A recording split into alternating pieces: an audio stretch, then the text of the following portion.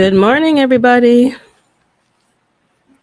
Let me give you a few minutes to get in and check the ads out. So, 1 second here. Let me fix my bonnet.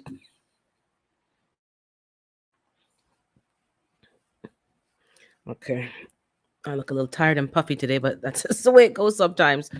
I cannot sleep in. I have responsibilities now. I got to wake up and open the door for these cluck clucks. So, blessings. Good morning to Psalms 146. Yes, you're first. Yes, good morning. Thank God for another morning. Blessings. Good morning to. It's a little slow, my StreamYard. If my stream chips out, I don't know what's going on. It's internet. I don't know what's going on. But something's been going on for the last week or so. So I'll have to call the internet provider. But Miss D's Harleywood Garden. Good to see you. I don't know what's going on with the internet. It's acting weird. And it's high speed and I'm right near the modem. So that's a bit strange. But let me check it on my phone just to make sure. You guys, morning, Gina, that you guys are seeing it clearly. I think I'll check it on my phone. 1 second, turn the volume down.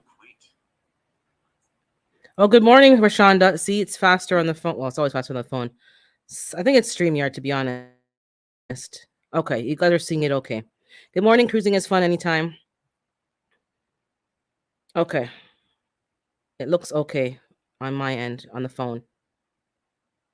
Okay, how's everybody doing this morning? It's over here. It's raining and overcast and very cold. I'm bundled up, as you can see. I'm not putting the heat back on high anymore. Like it's time for spring. Good morning, Food Forest Permaculture. Oh, it's Earth Day. Yes, I think I'm supposed to cut back today, right? Well, I cut back every day, so I didn't really plan anything special. I think Earth Hour they usually have. Oops, I think I slurped. Sorry.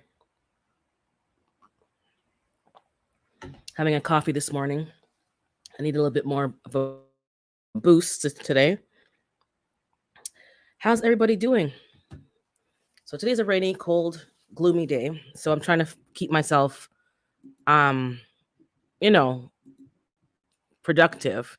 I had to get up early because, I got to get the girls out. So they get very upset when I don't open the door on a certain time. When I open the door now at about 6:30, there's already 2 eggs. So the 2 ones that were already laying are laying before 6:30 because the other ones are laying. And the alpha, the mean one, Becky, she's laying now. So yesterday was was it yesterday or Thursday? No, yesterday I got 6 eggs. So it was Thursday. And it was a whole to-do. She's in there. If you have chickens, you don't. And she's doing this song and dance. And then there's other. Oops, hold on. 1 second. I forgot to plug in the laptop battery packet. It's saying low battery. Let me plug it in now before something goes left. Okay, got it in time. And 3 of them were in there with her, cheering her on. She's the biggest bully, and then they're cheering her on. This is a whole soap opera. As the egg turns, I'm going to call it as the egg. I think somebody already took that name too, but as the egg turns, this is ridiculous. They're so like. So I pet them when they're in there because what I do is I open the door, or they run out to go get the food and their water. I go up to the coop part and I clean out all their mess from the night before because under the roost is very messy. So I clean all that out pretty much every day so that it's fresh because I have 6 and it's not a big space, so it's not really fair to keep them in a dirty environment. So I have to clean it more often than most other people would who have the proper space. Okay, raining cold is raining cold. I'm glad for the rain though. Sidebar, I'm glad for the rain. I was gonna drop some seeds yesterday. I was dropping some carrots and I had to stop because the grow bags weren't moist enough. And I didn't want to use tap water to do it. I like it when it's saturated with rainwater. And then I drop the seeds and then they do much better. So now that it's raining today, I might even go out, move the bags under the overhang, drop the seeds and put the bag back in the rain. So my beans, my carrots, my beets, turnips, all those kind of stuff, I will direct sow them now. It's too early, but this. Okay, that's definitely StreamYard, or maybe it's the weather. I saw it spooling. This is, hold on, let me just make sure everything's in properly. 1 second. Okay, everything's connected properly, I see. Okay, hopefully that will improve. But and then drop the seeds. They'll germinate when it's time, and as long as it's not seedlings, it's okay. That's what my experience. Even though I'm in a cold climate, the seedlings. Oh, good morning, Lashes. Good morning, fam. I was just watching your short this morning. Do you know that that herb that you're saying galang galang whatever? It sounds like you're saying galang gyal. So I was like, I typed it in your comments. I hope you get it. But I'm like, that sounds like a Jamaican phrase. But yeah, oh, you're slipping your coffee too. So yeah, I'm gonna drop some seeds. So for those of you, this is a good time to drop seeds after a nice rainfall, or you drop them and then let the rain fall. But because it's in grow bags, I'm gonna let the rain fall, compress the soil, and do what it gotta do. So when I drop the seeds, they're not all spreading all over the place. So I'm gonna drop some seeds today and tomorrow, and take it from there. I'm not going to. I decided already. I'm gonna drop as many seeds direct sow as I can, because having to do the starts inside it's a lot of work. It's not. I'm not complaining. Like, I enjoy doing it. Like, I want to grow my own food, but if something can grow on its own, I'm going to let them do their own thing and right in the pot that it's going to end up being in. Direct sowing is much better for you, makes it easier. But yeah, I'm going to drop some seeds today and tomorrow. Anytime I can catch, like before work, at lunch break, right after work, like 20 minutes here and there, you'll be surprised how much you can get done in a 15, 20, even 30-minute time span when you just like, I call it speed gardening and speed cleaning, and focus on one task and just get it done. You get more done in a day when you're just getting, one task done well and completing it. Morning, 93 Stang. So that's what I'm working on. The hydroponics, I had to redo some of the seeds, not because anything was wrong. The WIG unit was basically like, past maturity. Some of the lettuce was going to go to seed soon. You can tell. I popped them out, gave them to the chickens, and I just dropped some new seeds. The 3 that are left haven't gone to that stage of going to seed yet, so that will stay there. And that's what I'm doing here. And I got to work on the herb video because that's the 25th. So that's what's going on over here. Good morning, Tara. And if I miss anybody, I think I got everybody. Okay, so that's what's happening over here with productivity. Getting some stuff done inside. My seed station is finished except for some fabric around it, the new one. The old one I have to take apart, wipe everything down, put it in a tote or a bag in the garage. I don't need that right now, and I don't want to I keep using it for stuff, and it's just making the place look more cluttered. So I got to just put my foot down and just get it out of here. And my leaf of life is coming back. It had a rough patch. The aphids took over that when I had that infestation with the indoor garden, and they went right to the leaf of life because I see it spooling on StreamYard. The leaf of life is almost like an aloe, like a succulent. So it has a lot of sap. So I guess they love that. I sprayed it several times, and the spray really killed off the leaves. Not the plant, but the leaves. So I had to give it a rest, and now it's coming back. So I'm watering it with the kelp water and soluble fertilizer to give it something a little more. So now it's coming back. But yeah, the one plant that I had in the house that was not a house plant, like a healing plant, got attacked with the aphids. So I had to be more cautious of what comes into the house. Let me see what Tara's saying here. It's a rainy and cloudy day here in Michigan. Going to make it productive by organizing in the garage. Yes, meal prepping. I probably should. I have some salmon in the fridge now. I took it out the freezer, and I'll make some rice. That will probably last me 2 days. And I need to get some tomatoes because I have lettuce here for salads. And my parents' house, their hydroponics, oh my goodness, their salad is huge. And I told them, you better start harvesting it because it's going to go to seed. You can tell it's going to go to seed soon. So we're just dropping seeds like left and right over here. But yeah, I'm going to try to make it productive. Laundry was already done. but I'm gonna just I feel sometimes you feel like just washing all your sheets. I'm gonna wash, like, take off the sheets off my bed. It didn't need washing, but I'm just gonna wash them anyways. Wash the duvet cover, wash, and just give it all a nice fresh up, and vacuum the bedroom. I like to keep it vacuum because I get congestion with any little dust, and just take it from there. Now, when it comes to the girls, the cluck clucks, I have to clean their place regularly. Again, it's a lot of them in a small space, but they're fighting. Oh my God, Becky is a bully. Back to Becky. Becky is a bully. Becky will be minding her own business, and then the other ones are eating food, and she'll go to the food dish and peck the barred rock in their head and make them like bow down and submit to her bullying. And then they'll move away and leave because they want to get pecked in the head, and they go to the water dish. All of a sudden now she wants water too, and then pecks them in the head. Like, she is a little. I don't like her. I like her on her own, but I don't like her in the collective. She's not very nice. So yeah, she cleared the whole room at one point, and nobody was drinking or eating because she was there, because she's so awful. She's a very chickens are awful. They're not nice. They're literally savages. So that's that. So, oh, I do want to mention this too, because I know 93 Stang had called it from the very beginning. So I saw on the news a couple of days ago, sometime this week, that the charges against that celebrity who had that not accidental, but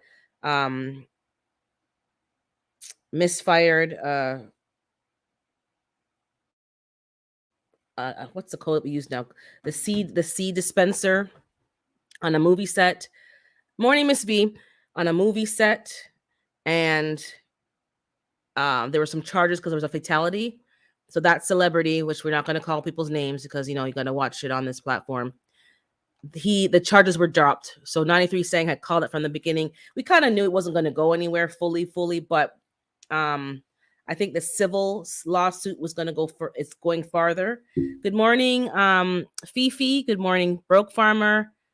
Miss V, I think I got already, and I think I have everybody up to date. Okay.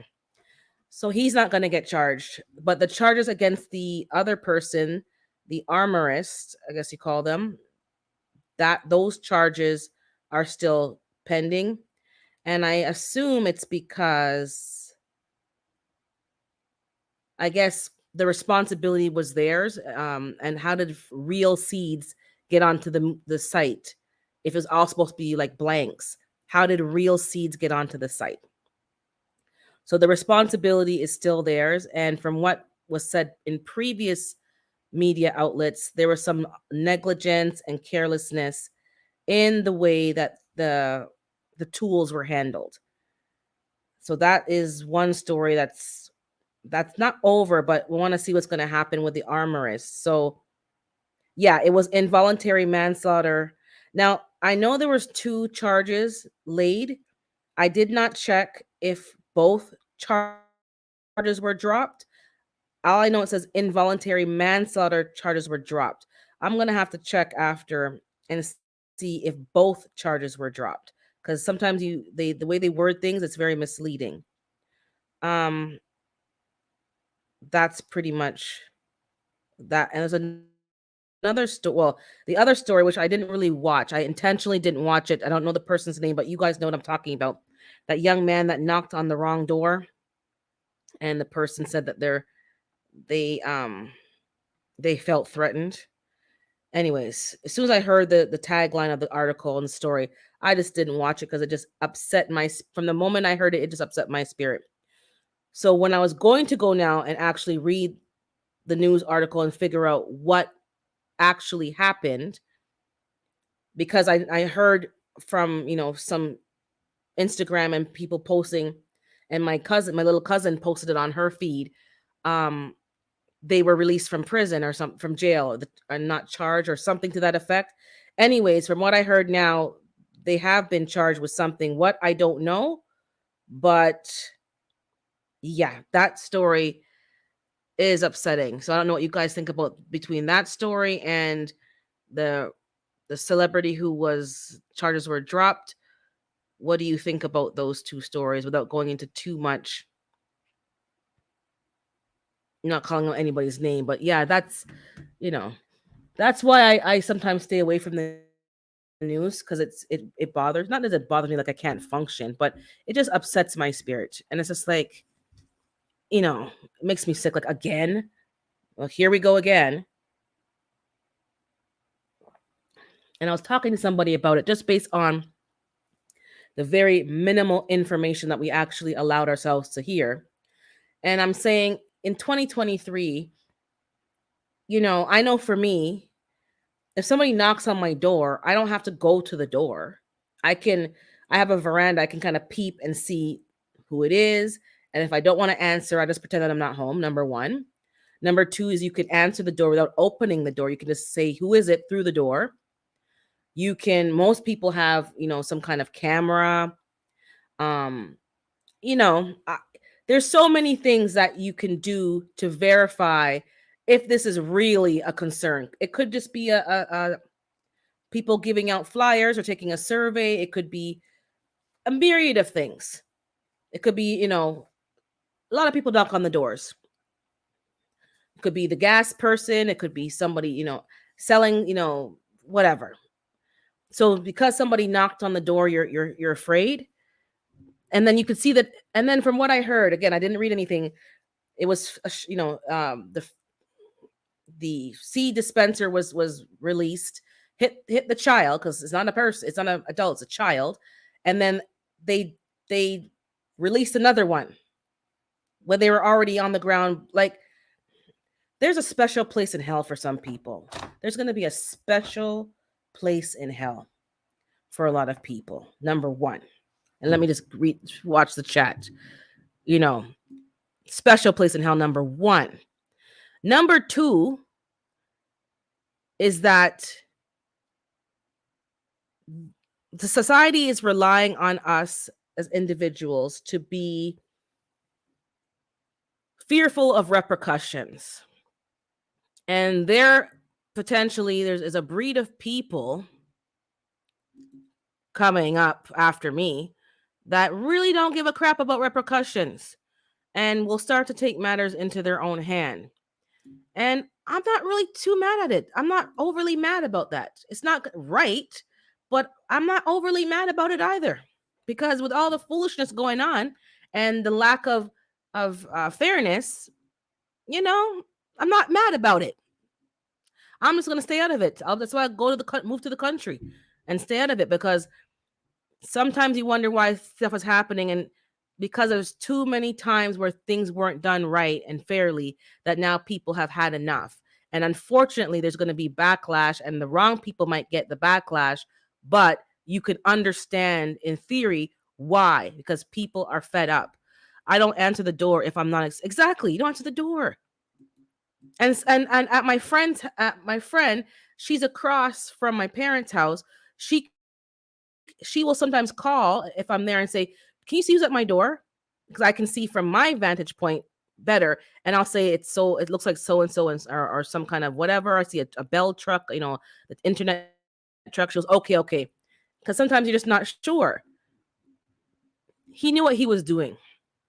He's 80. And I respect my elders. But there's a special place in hell for somebody like that. Hell on earth. He needs to suffer a little bit, allegedly. I'm not going to say for sure. I'm not personally familiar with the news story about knocking on the door, but for the other one, it kind of seemed to me like maybe someone was trying to frame the person who didn't have blanks. Yeah.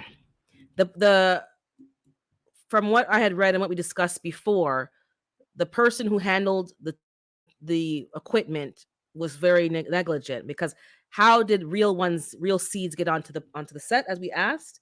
And even though the person was assuming it was fake seeds, you have to handle those tools as if it's live. That's the whole point. So there was negligence on both parts, but I think the bigger burden is on the person who's supposed to be handling the equipment.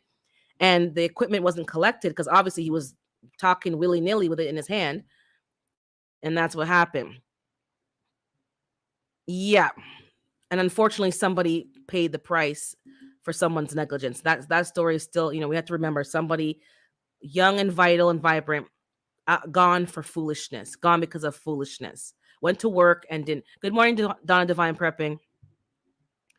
Um, but yeah, that child, that story bothers me.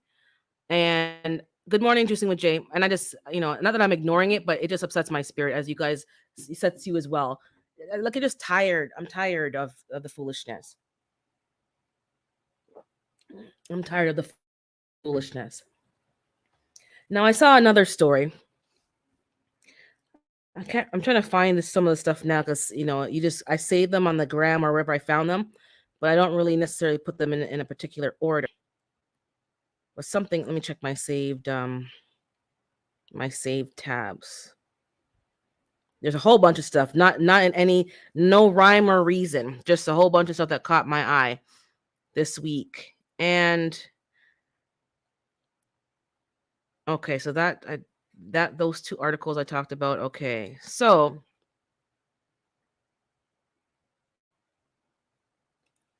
I was reading this other person who wrote. There's a lady that I watch. She's off grid, and I watch her on Instagram. And I was talking to a friend because I was talking about being self-sufficient, and that's all that I'm really talking about. Not all, but that's a lot of what I'm talking about. My goals and my drive is focusing on that.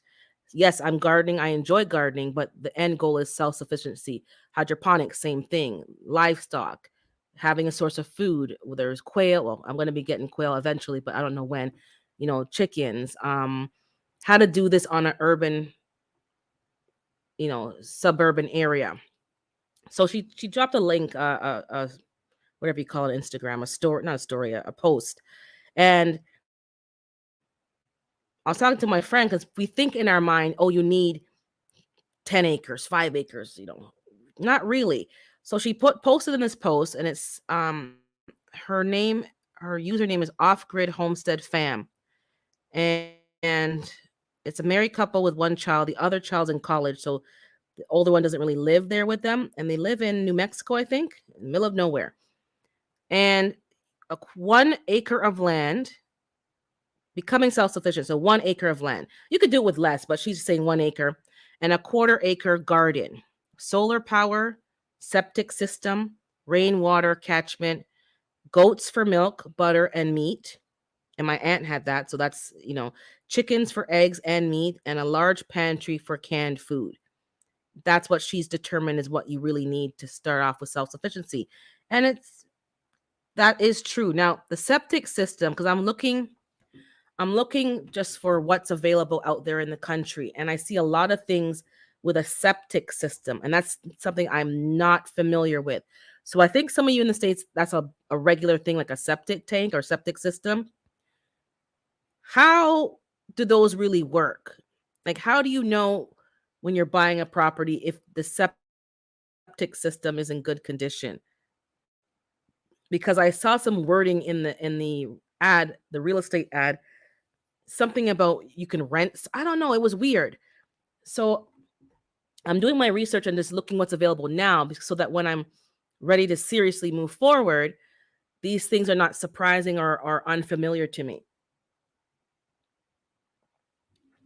And I don't know, something about renting the septic system, or it just seems strange, like it wasn't attached or sold with the house.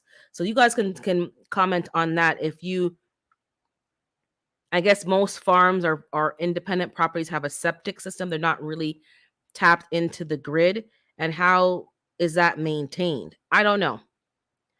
But I was talking to my friend because she sees what I'm doing, and well, she didn't seen it, but she's hearing it, and she knows that I've done it. Like when I got my firearms stuff done, she was just like, I'm like, yeah, I don't talk, I just take action. That's kind of how I always roll. I tell you, or mention it, but I don't go into depth with a play by play. Okay, I've enrolled for the class, I just go and do it. So she's like, oh my goodness. So her and her boyfriend are like, how much things I've accomplished in a short time. And he's more into the conspiracy theories than I am. So he was probably like, she's already got her firearm, she's got this, she's got that. She's doing her her chickens and her quail, and she's getting things in order. She's growing food left and right. Yeah, getting fruit trees left and right. How long does it take for you to take action? That's a question I'm posing to you all. How long does it really take to take action? If you see something needs to be done and addressed, you see that things are shifting, how long does it take for you to actually take that first step forward into making something happen for yourself? We all say, and we all hear people say, no one's coming to save you, no one's coming to rescue you. So then why aren't you doing anything about it? So I asked her, like, how long do you know? And we're talking about money. I go, we have money sitting around in these institutions, and at any time they can close the door and say, sorry about your luck, you can't get nothing from here. But meanwhile, all this time they've been investing it on their behalf and making millions and trillions. You've never seen banks not make a profit. I don't think I've ever seen the banks, even during the most difficult 3 years that we've had, they've made a huge profit. And I've noticed all the fees have gone up. How are you raising fees if people are unemployed or having difficulties? How are you raising fees? So I told her, we need to start using our money for ourselves and investing in ourselves. Gotta dig it up to properly inspect. My pastor's family found out the hard way, and now they're trying to get connected to the city sewers instead. But they would have to dig up to the road. You see, that's what these old properties, it's like, you might be getting into a bigger but I don't think they're rigged to the city. That's all we have in the islands. Yeah, I know that in the islands, but over here, I mean, I know how it work over here with when you have a problem with it, who's responsible for it? When you buy a property and that you are misled. Pit lavatory septic here in the city state has to be emptied. Okay, you have to empty it every 5 years. My sister is on a septic system, so I know. Okay, that's what I. So you have to get it emptied, and I guess you got to pay for that as a homeowner. You have to pay for that emptying. Good morning, Erica. That emptying process. And I know in back home we have septic as well, but a lot of people, the younger generation, my uncle was saying way back to me, we were talking, aren't doing things too right. Like that knowledge or they don't even care, I guess, because even most of us bury our elders on the family property, but where you bury them is also strategic, even though that they put them in a concrete vault most times. But that affects, the water, especially people who are down from you have to know where to place your pit toilets, how deep it's supposed to go, and they're, because it's supposed to be cleaned by the time it gets to the water table, and then it cycles back through nature. But some people aren't installing them properly. Some people are closing them off, but not closing them off properly. And then people don't know that there was a pit toilet there, and then they're going to go and do some construction. Like, you have to know where things were and are, otherwise it's a problem. So this is not really happening right now back home, but I think they're making some changes because it's a problem. Back in the islands, we build system for the liquid runoff off the concrete tank that holds the crap. I don't know back home where our family house where it is. I know we had a pit toilet. I used to hate that toilet. Oh my god, it's like you look down there and every kind of nasty. Ugh. Anyways, and the pit toilet is not in use. I think they covered it up, but it's still there if worse comes to worse. And to be honest, you should have one there because you just don't know. But our plumbing is probably linked to this pit area because we don't have city we don't have infrastructure. You're on your own. Oh, thank you, Donna Divine Prepping. And you don't have the infrastructure. So what you do on your property and how it flows affects other people. But people don't really care about nobody else. It's just about what's happening on your own property. Brooke saying, had my septic cleaned for maintenance every 3 years. So I guess that's your responsibility to pay for it as well. Can somebody confirm that? They have warned that digital starts in July. Digital already started. Well, I know what you're saying, like implemented. I don't know, like what is digital? Now, I'm not being, this is not an ignorant statement. I know what digital is, but we've already been, I've been tapping. I haven't carried money in a long time. I don't, I really, I tap my debit, you tap your phone. I don't use my phone, but all these kids are tapping with their phone. My sister forgot her wallet. And she was going to ask me to pay for it, and then she'll just transfer me the money right away on the phone. But then she remembered, oh, I have Apple Pay, and then she kind of figured out how to get into the Apple Pay and tap the Apple Pay. People aren't carrying money. So we've been digital for a while. So if they change from fiat currency to digital, what's the real difference in the grand scheme of things? Like, seriously, because most of us have not been using actual paper money. Some people do, but my dad, but he's of a certain age. I don't use paper money. I go to church now and they have debit, and you don't even have to put the card in now. You can just tap. Like, I don't carry money. I have money in my house. I have a stash of cash just in case things go all the way left. I got some cash, and I'm going to get some more cash to put in that little stash. But in terms of my day-to-day living, and I'm not like a youngin, like these youngin. I'm a older, adult, not old, but older adult. So I'm more prone to use the old ways, but I'm not using the old ways. I don't cut no checks. I don't. Most of the stuff when you deal, like, we're not doing that anymore. Between PayPal, e-transfers, tap, cash apps, and all these apps to send money to people, even overseas, back home to Jamaica, you can send it to their bank card. We used, like, the bank there, Jamaica National. You don't have to actually go and pay a bill. My dad was still paying his bills at the bank. I'm like, just go online and pay it. He was still doing that. Morning, Miss Shirley.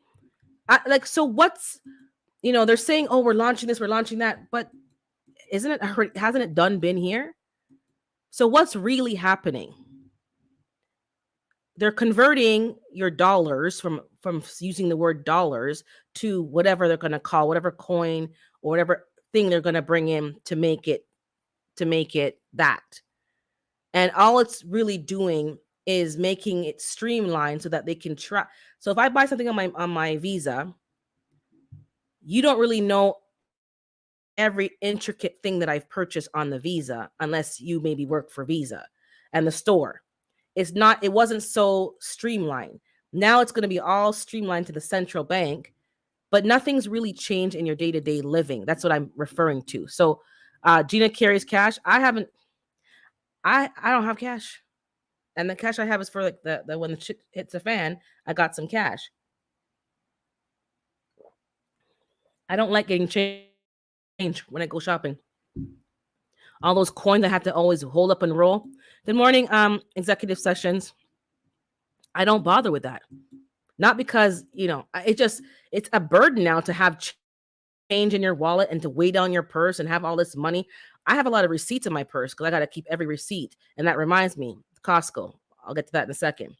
But this digital stuff that we're waiting for, and I know it's coming into play, especially when the concept of 15-minute cities and all these other things. It's not really the digital currency that's really changing. It's the trackability that's really changing. And that is the part that most of us don't really like. Nobody needs to know that you're buying, I don't know, something from the pharmacy to for your warts on your big toe. And they can actually track what you've purchased and what time and the amount. Like, you know what I'm saying? Like, nobody needs to see and hear all that, but they will. Juicy with Jay saying, whoops, did I click on the right one? I remember we had a septic system in Belize. I believe they have to clean it every year and a septic system. Like, who wants that job? The companies that go and clean, that's not a job. I've done some jobs in my life, but that's not one I want to do. I will pay to get it done, but whoever's doing it, damn, give them a tip. Money's in decline. I carry cash as grid goes down. Yeah, that's what I have it for. But my day-to-day life, No, but I am going to go get some more cash because I do need to top up what I had. Um, and make sure I have some cash and make sure it's in smaller denominations because ain't nobody gonna have no change to be giving you change for these big bills. So I'm making sure I have some things in small denominations. I'm also making sure that I have what I need. Purchasing what I need. Good morning, Black Guns and Garden. Oh, feet. Let me talk about this fees. People called teeth. These people are teeth. The banks are never. If you want to buy, this is not financial advice. If you want to buy stocks, I was told banks never not make money. They always come with a profit. But money would even be useful if it hits. In some cases, money will be useful, but not for very long. Not for very long, because people are hoping that things would get back. And once you realize it's not going back or it's a complete and utter collapse, like you see other countries, then no, it won't be useful for very long. You're going to have tangible things for bartering. That will tie you over for a little bit, but not for long, depending on when it's revealed how long this thing is going to last. That reminds me too of another article that I read this week, but let me catch up with the chat first. Erica's answering that one. Real farmer, yes and no. Yes, because if we the economy back, we have to start with money. No, because liquor, medicine, and other foods would be worth more. Exactly. Um, good morning, Jones Truth, and anybody I missed, my apologies. I didn't see you. So I was watching a video on, I don't remember which platform, but somewhere, and I'm thinking, I can't remember which country, but let me see if I can find it. But I think it was somewhere in Latin America. I can't remember the country. I know when you watch so much stuff, you can't always remember where you found it. But I think I saved it. Let me check if it's on my gram. If not, it was probably YouTube. And people are now living in the airport. So the economy crashed. Good morning, Derek's Journey. The economy crashed. I can't remember which, but it's Spanish speaking. It's all I remember.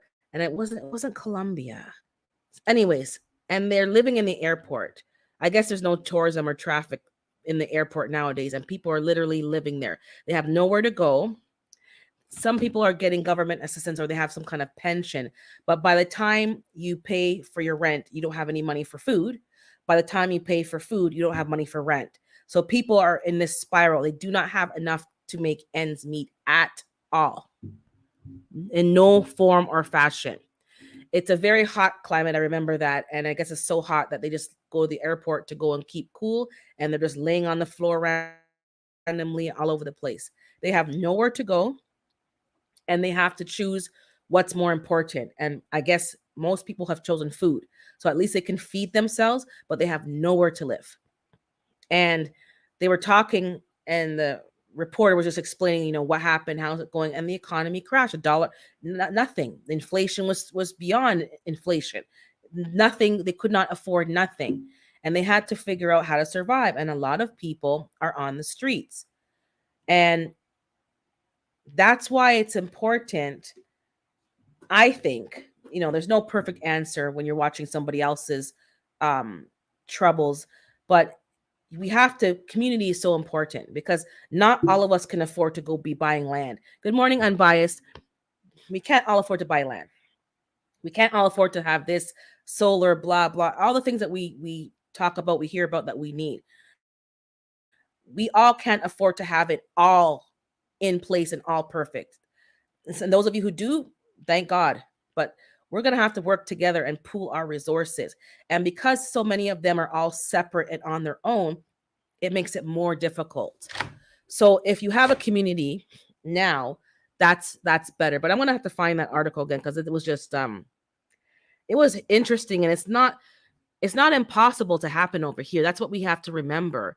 It's not impossible. It is gonna come here. We had the Great Depression in North America. We had war times, and people couldn't even feed themselves. People had nowhere to go. I also read from the same author.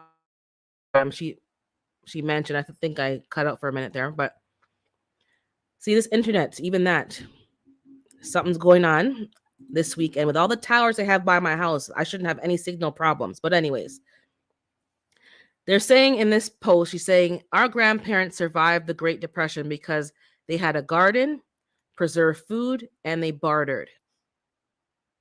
So there's nothing new under the sun. These are the same skills that we're going to need. And we've all been talking about this. We all know this, but we have to just remind ourselves. You can't barter if you don't have anything to barter with. You need to have something. And having skills is also very important. And a lot of you in the chat have a lot of skills, whether you can mechanical skills, engineering skills, sewing, knitting, you can darn clothes, you can shoe cobbler. I don't think I've seen a shoe cobbler over here. I used to get my shoes repaired when the sole was coming off, especially when I got a good like pair of shoes. Like, I buy, Rockport or certain shoes that are known to be Clark's good shoes. And if something happens to them or the zipper's no good, I would go to the cobbler and they would put in a new zipper and the shoe was like brand new. I had winter boots that I changed the zipper on about 3 times. And I had those boots for over 10 to 15 years. Leather, good winter boots. And I finally stopped fixing them. I don't remember why. I think I got tired of the boots, but I really should have fixed the boot. And the cobbler's not there. And the cobbler, or whatever shoe repair, we call them cobblers, they weren't there full time. They had a job and a job. And in the evening, they would open the shop and then you would drop off the stuff and they would call you when it was ready. But those skills, I haven't seen a shoe repair place. I've seen a handbag repair place. I've had to change my strap a few times on my stuff. I don't buy certain things. I don't buy cheap, not because I'm a show off, but because my parents taught me you buy those things good quality, it will last you longer. And to fix a strap here and there or a zipper here and there is small fries. And a cobbler can fix it for you, no problem. And that handbag, that satchel will last you for years. Versus buying, everyone's eating is vegan now. It's like these vegan bags. Those vegan bags don't last for 5 minutes. That will, in my opinion now, maybe there's some better ones now, that bag will fall apart and that will crack up in the sun like there's nobody's business. There's something about a good quality leather bag. If you're using the complete animal, I don't have any problem with that. My opinion now, but to each their own. But skills are what's going to get us through. So I was watching her post and I'm reading it. So I'll just read a bit to you now. Let me see. We had cobblers that would come to our neighborhood, guys who would sharpen that too. And I do see that here. There's a truck that passes by. The only problem is he passes by during the day and most people are at work. Now I work from home, but he comes by and he rings a bell like an old time. And then you have to hear and say, okay, stop. And, come and sharpen my stuff, your lawnmower blades, your tools. But he needs to leave a card or something so I can find him when I need him. But anyways, that still happens here because there's nothing wrong with repairing and maintaining your stuff. We're so disposable, not because we are, because they've made it more expensive to fix things than to just buy a new one. And there's some things I want to fix. And after, asking around, they're like, it's not worth fixing it. The parts are too expensive. Just buy a new one. And I'm sitting there thinking, but there's nothing really wrong with this one. This is actually a better quality tool versus the new ones that they make that are crap. He goes like, I know. And I hear you and I agree. But to buy the parts, it's not worth it. They've made it not worth fixing. So some things I've kept, not because I can fix them now, but I know that they'll be of use later on. Anyways, back to the post. So the reason why she was talking about having a garden. And it says here, you may have noticed that I am trying everything in my power to get you to start growing your own food, this content creator. So the points that she's made, and I think, they're valid. You save money on grocery bills. I think the grocery store right now is the biggest dent on your weekly salary or bi-weekly salary that there is. It's a huge dent buying groceries. Somebody like me who doesn't really buy a lot of lavish stuff for food. I don't buy the prime cuts of steak Hey, bushcrafter, I don't buy the prime. Like, I was never that person. So if I'm complaining that it's expensive, that's telling you something. I don't really buy those things. I buy my essentials. I don't buy, chuck roast and prime rib. I don't buy all these fancy stuff. I buy like my fruits, my veg, my frozen stuff. Sometimes, I like some chips, pack of chips here and there. Um, I buy my rice and my stuff in bulk, so I don't have to buy it often. So it's expensive. And the vegetables are ridiculous. Not because they're expensive to grow, especially if you're buying local. I don't know what the reason is, but we'll soon find out. Fresh and healthy produce readily available. You have control over the quality of your food and how it is grown, organic or non organic. Let me just drop the link because I dropped it earlier, but some of y'all probably don't even get to see it because it's way back. Good morning, Hudson. It reduces the reliance on the grocery store, supply chains, and transport emissions. And you have to remember the grocery store was only around for the last 50, 60, maybe 70 years. It wasn't something that was relied upon in society. The ability to grow unique and heirloom varieties not easily found in stores, and that is true. In my area, there are some tomatoes and varieties of stuff that I've never seen in the store ever, even the high-end stores. If you want to grow these things, you got to grow them yourself because you're not going to see them at the store. Connection with nature, that's also very important. I was watching a study and they were saying that people who garden, not really garden, but who have their hands in soil for whatever reason, maybe you're a landscaper and you landscape people's property, but having your hands in soil, that bacteria does something to the human body. It and whatever it does, it's linked to a decrease in like depression and emotional problems. I'm not maybe not wording it properly, but they notice that connection. There is a more peace of mind, as a calmness in individuals, and a tangible things that they benefited from that you can't really put into words, but they noticed that. We were talking about grounding this week. I think it was Bougie who mentioned it, but I was saying I started grounding last season. I said, okay, when I'm in the garden, I'm gonna take off my shoes and just be in there barefoot in the garden. And I saw this either this week or last week Instagram post, and the man was talking about the science of grounding, which is being in connecting with nature. No shoes, no socks, just standing on soil barefoot. And you literally instantaneously get that electric magnetic charge in your body. And we are electric and magnetic beings, and which is why that whole movie, The Matrix, is not that impossible when you start to dig a little deeper. Anyways, they said right away, and it helps with cardiovascular and all the different problems that we're having that you're relying on medications for and all these other interventions for. But if, now I'm not saying it solves all your problems, I'm not saying that. I'm just saying if maybe we could connect back with nature in a more natural way. I've been gardening for a while, but I very rarely go in there barefoot because the first thing you're thinking is, okay, glass or whatever, just stuff, because you're always thinking about the part. But your garden is yours, and there should be nothing in there that you don't know about. There should be no glass, no needles, no debris, no nothing. So it should be safe for you to go in there and just walk barefoot and try it. Just try it. So I will be doing that. And gardeners live longer, bro. Yeah. There is something about being in the garden that helps with, we've all said it. I think I've heard everybody say it on their channel at some point. It helps with stress, people who have PTSD, it helps with your sleep, it helps with your peace of mind, it helps with your coping with things in real life and have a place of peace and a sanctuary that you can just have a quiet moment. You can master your observation skills and see what's happening and how we're all connected. This is not something that should be dismissed. Good morning, Starduster.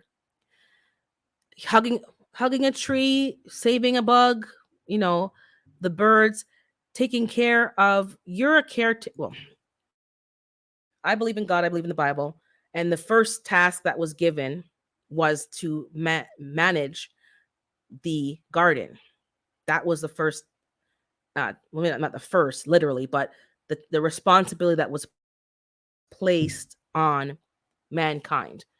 And that's a responsibility that has been taken lightly, first of all, and in general, as a society, as a world, we've done a horrible job because the amount of pollution in the air, water, land, everywhere is just disgusting. But that was the first. We were supposed to be managers of the earth, and if that's the first place that we were in terms of the scripture, we're in this garden, and now you're in a concrete jungle, and you're wondering why your health is declining, why your family's arguing, why all this chaos and turmoil in your family and household. We've gone away from the basics in every category, and we become a concrete, money driven, money hungry, toxic society. And everyone's coming up with solutions and do this and do that, and some of the solutions are just basically go back to a simpler, quieter life. The young people nowadays, everything is so fast. You're on the phone and swipe, swipe, swipe, swipe, swipe. And when you ask them what they've read, what they've learned, they've only caught the fancy things with flashing lights that quickly pass by. But you can't absorb and take in anything with that. It's just fast, fast, fast, fast. All that stimulation is not healthy. This blue light, we all know the blue light's not good for you. And we're in our bed, and I'm guilty, and we're on the phone. And then you wonder why you're not sleeping well. That blue light's not, we know the blue light's not good for us. Then half the people still have, you know, they don't have their phone to their head, but they have those stupid wireless earbuds. Do whatever you want, guys, but that radiation is going right to your brain. They're not here, they're not helping you. And I skipped some of the chat. Sorry, let me catch up with the chat. It's going right to your brain. And your brain has your body is made of a lot of water. And water, from what I understand, the radiation is not good for water. It's just not good. And if we are mostly made of water, it's definitely not good to have the phone to your head, your neck, the phone on any part of your body. They've seen and they've proven the radiation is ridiculous. Tumors, cancer's gone up. You're wondering why people have low sperm count, infertility, because the phone's usually in your pocket, your back pocket, your front pocket, or it's in your purse or something that's strapped around your body. It's people putting their phone in their bra strap to hold it because they don't have a pocket. All that stuff. Too many creepy crawlies in my garden. Black widow pinchers. Hello, I got boots, gloves, and yeah. But maybe there's a moment you could say, okay, this spot is safe. Let me stand there for 5 minutes and just stand in the one spot and then jump off. And then jump off and see what happens. But they said it helps. It's been proven. Hey, Sandra. Good morning to you. So, those of us who are gardening, don't diminish how valuable that is for you and your health. A lot of you have had health issues. You've shared that openly. Gardening has saved many of our lives. Trust me, it's prevented some of us from committing murders, allegedly. Allegedly. Because when my head take me sometime, it can go left. So sometimes it keeps you in check. Truly appreciate you. Oh, thank you, Starduster. So, that's what's going on. But in reality, we need to save money on our grocery bills and the quality of the food. And I've been talking about the food, and not just me, everybody. And the more you dig, the worse it gets, guys. There's stuff in the food. It's not food.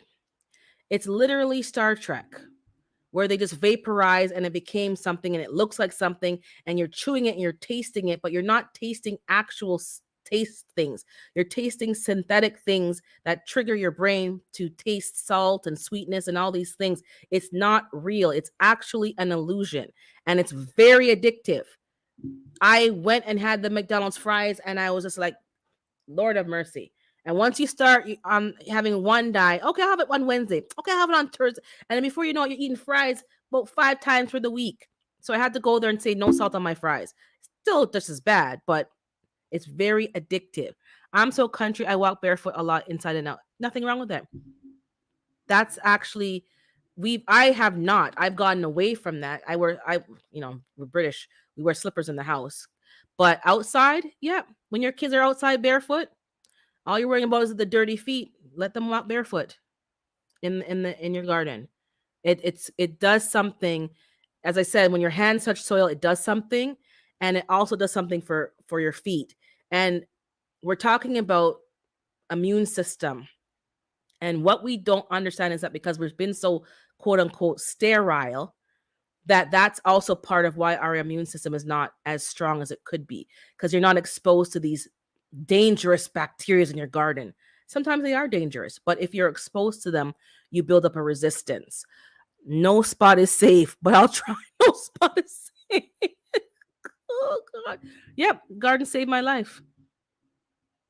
And saving your life is also literal and also spiritual, because it saved your life and where it was going and made it more full and complete. You could have still been alive, but maybe it would have just been an empty, hollow, toxic existence. But now you're talking about somebody who's connected to the earth. And if you were grateful before, that gratefulness is only amplified. I'm telling you, you're more thankful because you know how vast and how intricate this existence is and this creation is. I believe in creation. It's not just the insects alone and how many there are in just your little garden. There's no way, like, we're all connected. And when you start taking more control over your food and growing it yourself and caretaking animals, it's just completely different. It's completely different. And that level of wastefulness that society has, even when it comes to food, it's not there. You appreciate what you're getting, and you're not going to just be, I only want the wingtip. If you're only going to eat wingtips, you know how many animals you have to dispatch to get just the wingtips? You're going to understand where food comes from. And that means you need to eat all of it, even your not so favorite parts, but make it taste good. It's fine. We all have favorite parts, but it's not feasible. And that's what's happened in society. You can go to the store and you can only buy wings. You can only buy legs. You can only buy the breast if that's all you like.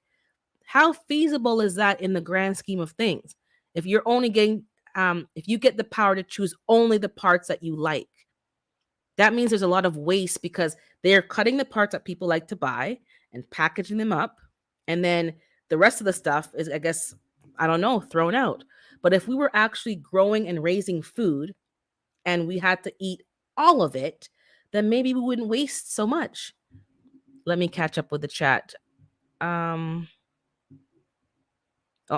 says she has snakes and fire ants. Jay relating, but I walk with more intention now. Find the safe spots. Find the safe spots and walk. I know fire ants ain't no joke. I heard that they're terrible. Thank God I don't have them because I just have a hard enough time with what I have here. But yeah, find the safe spots. Obviously, use in everything you do. You use wisdom. I'm never just saying stuff and then you just follow it verbatim. Apply wisdom and knowledge in all that you do. We are blessed. Yes, we are very blessed. There are other people who are in more dire conditions than we are. No matter how bad it gets, I've come to realize that more and more. It could be worse. It could be worse. And for some people, it is worse. So let me just stop complaining and start to be thankful. Whether I'm here or not, it will still be here in my app. Exactly. We'll still be here. Now, I was watching another video about food. And this was not surprising, but it's becoming more commonplace. I know for a fact, and I think we've all kind of known and it maybe experienced, the stores will change the stickers on things, will repackage it and change the expiry date and make it, further down the line when they done notice something stale and off. So I was watching a video on the Canadian news, and the woman was interviewing a store either employee or I don't know what she was. And she was talking about, for instance, like the bakery, so the cakes. So they have a whole cake. It's for X amount of dollars. The expiry is coming soon. It hasn't sold. So she said what they do is they go to the back, they cut the cake in half, repackage it as halves, and put a new sticker on it with a new expiry date. That doesn't sell right away. They have half a cake, then they start to cut them into slices and sell them as slices. Good morning, Martika. Sell them as slices. And it keeps going on. And then if there was fruit on the cake, they remove the fruit because, the fruit goes bad faster. And they do a little, magic in the back and repackage it, new expiry date. And I'm like, these people are really wicked, more wicked than we thought. So that's why it's better to buy things whole. Buy a whole chicken, buy a whole cake, whatever you're going to buy it whole, cut it up yourself, because whatever is whole is usually has the more accurate expiry date. You cut it up yourself. You can put it in the freezer if you want, or however you're going to store it up, and do that. Because what they're doing, which we already know, but it's nice to see it acknowledged, that they're out for money. They're not out for your health and wellness. They just care about the bottom line, and they don't want to throw away nothing. They don't want to give away nothing. They don't want to mark it down. They want you to pay as much as they can get from you to get these items. That's what they're all about. And the fact that they're selling you stale cake and stale bread and stale meat, because the meat, they'll just rinse it off or paint it. And one girl on the gram also mentioned the whole paycheck store. Whenever you buy meat that's already pre-seasoned, that's meat that was kind of already on the verge. So they season it and salt it up to make it last longer. And you're paying a premium for seasoned meat, and that meat is old. Fighting fire ant on a daily, but the sugar and baking soda works for me. I have a container and elevated bed garden. I would have to get a bucket of dirt and stick. Yeah, maybe. I don't know. Like, if I didn't have a backyard, I don't know. I guess I could go to the park, but I had to find a park that's safe because needles and all kind of foolishness, or somebody else's, or I don't know. There must be a way. There must be a way. Or maybe a particular pair of shoes that's not so thick that your body can still gain the benefits. But I wouldn't give it up. But yeah, find something. Sandra, grits and orange oil has worked lately for us, but I switch it up, so I'll have to try those too. Okay. But yeah, so the stores are selling you crap, as we know. I think you already know that they paint the meat to make it look more red and all the different things that they do. People are buying whole chickens now because you can't hide the fact that there's tumors in the meat. So if you buy a whole chicken, they can't hide that. If you buy the pieces, they can cut that part out and you wouldn't know the difference, because you don't want to be eating an animal that's been clearly and obviously sick. I saw that about the cakes on BBC, and also that they take the old meat and put new. Yeah, I'm telling you, this is what they're doing. And you're talking about generations of this, maybe the last, I don't know, 15, 20 years. I've seen, meat, and it's like, this meat, I'm sure I saw this like 2 days ago near expiring, and they freshened it up. And then you'll go home sometime and you're like, why does the meat stink? The meat stinks once you open the package, and you can actually smell it. And then they don't want to take the meat back when you go return it. They're giving you attitude. Well, that's a rip off big time. Yeah, buy the whole thing. When you start buying, I know people like have a small family, or they don't want to buy a big thing, but if you buy it small, you're paying more and it's stale. So buy something and just cut it up in portions and freeze it out, because you can't trust people anymore. Back in the day when I was coming up, every evening the bakery would have things half off an hour before closing. And that's when all the Caribbean mothers would go with their children.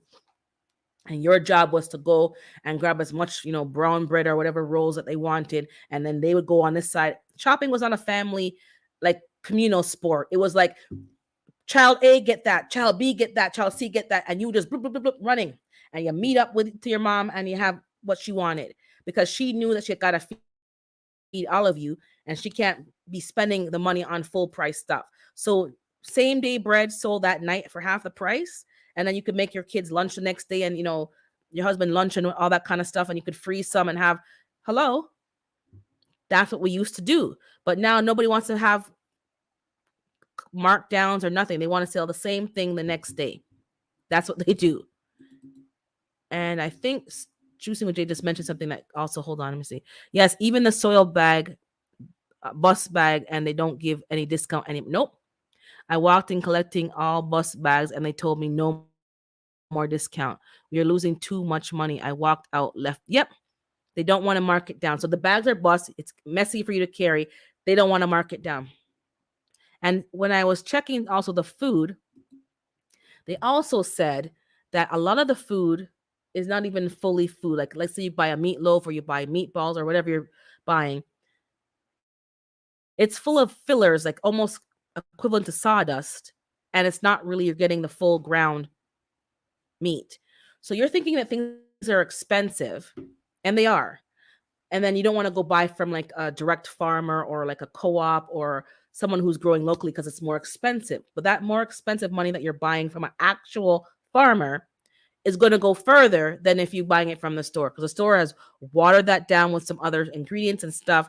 And basically you're eating cardboard because you're not getting that much ground meat in your products. That's why I never buy hamburgers in those covered rolls. I have to see it. Yeah, I have to see and smell it. And back in the day, we didn't buy ground meat. You would grind it yourself. I don't we used to have a grinder. Who knows? That's gone a long time. And now that I'm older, I wish we kept certain things. But people would make their own sausages. I lived in a heavily Italian community back in the day. And, you know, you would always see the family in the garage, and they would be doing their canning, they would be doing their blanching, all their big, production line of stuff from their crops. They would be grinding their own meat and making their own sausages, and, putting them in the things, and all the stuff they were doing production line. And it wasn't gender specific. Men, the husbands, the fathers, the son, it was a family thing. And they made their own stuff. And then they made their own pasta. Obviously, it's not hard to make pasta when you're used to doing it. They weren't buying all this stuff.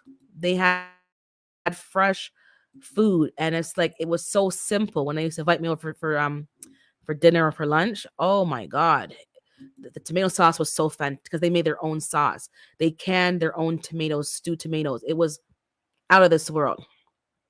Yeah, the ants get smart. They're not stupid. These bugs are smart. They told me the same thing in my area about the busted bat. Yep, you're not.